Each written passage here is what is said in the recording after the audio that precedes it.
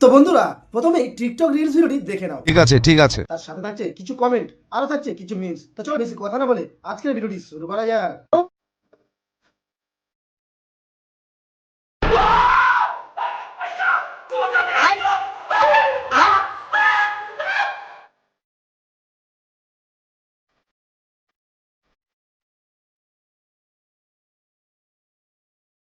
तो चलिए शुरू करते हैं। পিছনের ভালুকটা এমন করে কেন জানি না। পিছনের তাকে কুবরিজের কাছে নিয়ে যাওয়া উচিত। সঠিক বলেছেন, আপনার বুদ্ধি ভালো।